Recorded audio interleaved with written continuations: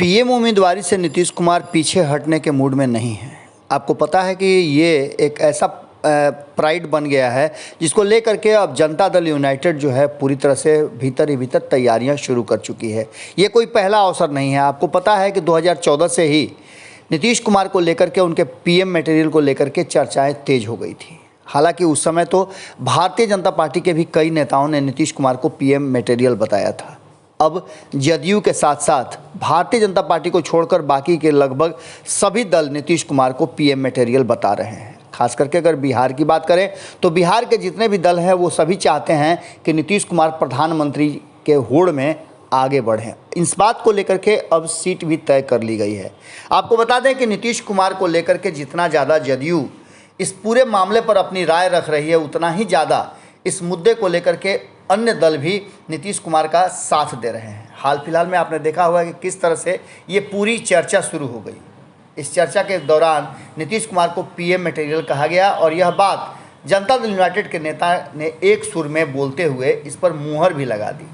राष्ट्रीय परिषद की बैठक में इस बात को चर्चा में भी लाया गया और इन सब बातों को लेकर के अब जब चर्चाएं तेज हो गई हैं तो ऐसी स्थिति में आपको बता दें कि पूरी तरह से अब इस पूरे मामले पर नीतीश कुमार को समर्थन भी मिलने लगा है। अब तो नीतीश कुमार किस जगह से चुनाव लड़ेंगे, किस सीट पे उनकी प्रधानमंत्री की उम्मीदवारी तय की जाएगी, वो भी अब कहा जाने लगा है। आपको बता दें कि इस सारी बातों को लेकर के जो लोकसभा की सीटें हैं आखिर कैसे नीतीश कुमार जुटाएंगे उसका भी अब चर्चा शुरू हो चुका है कि कहां से वो सीटें लाएंगे। बिहार में तो मात्र 40 सीटें हैं। अगर 40 की 40 सीटें भी नीतीश कुमार के खाते में चली जाती है, चाहे गठबंधन में हो या खुद के दम पर, तो ऐसी स्थिति में उन्हें अभी भी लगभग 250 सीटों की ज़रूरत, 230 सीटों की ज़रूरत पड़ेगी। वो कहाँ से जुटाएंगे? इन सारी बातों को लेकर के जहाँ एक तरफ जोड़ घटाव शुरू हो गया है, वहीं नीतीश कुमार को लेकर के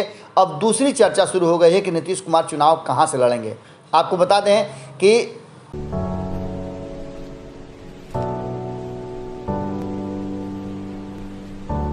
नीतीश कुमार के सांसद हैं जो तीसरी बार चुनाव जीत करके आए हैं एमपी का, और ये सीट है नालंदा की।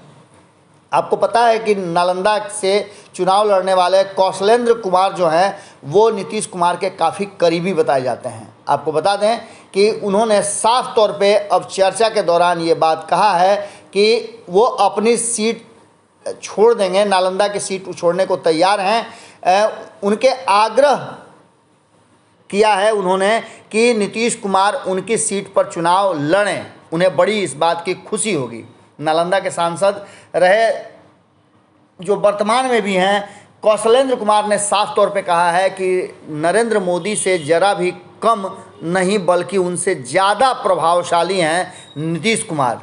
जब गुजरात के मुख्यमंत्री रहते हुए इतनी सारी बातों के बाद प्रधानमंत्री बन सकते हैं नरेंद्र मोदी, तो नीतीश कुमार तो उनसे बहुत ज़्यादा स्वीकार्य हैं इस देश की जनता के बीच में। प्रधानमंत्री के रूप में उनकी लोकप्रियता अगर देखी जाए तो सबसे अधिक नीतीश कुमार की है।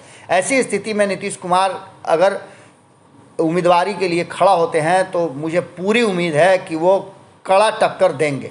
ऐसी स्थिति में कौशलेंद्र कुमार की बात को अगर माना जाए तो नीतीश कुमार की उम्मीदवारी, और दूसरी तरफ जदयू के जो भी वरिष्ठ नेता हैं, पदाधिकारी हैं, वो सारे इस बात को लेकर के अब मुखर हो गए हैं कि नीतीश कुमार पीएम उम्मीदवारी के लिए सबसे उपयुक्त व्यक्ति हैं। अब देखने वाली बात यह होगी कि इस चर्चा के बीच में भारतीय जनता पार्टी के साथ क्या कुछ होता है और क्या आगे नज़र आता है, क्योंकि नीतीश कुमार ने तो मन बना लिया है कि वो पूरी तरह से बिहार से बाहर निकल करके अब अलग अलग राज्यों में भी जनाधार जुटाएंगे और ऐसी स्थिति में वो प्रधानमंत्री नरेंद्र मोदी को टक्कर देने वाले उम्मीदवारों में सबसे आगे निकल गए हैं। जुड़े रहिए भारत लाइव के साथ, खबरें लगातार जारी है। बहुत बहुत धन्यवाद।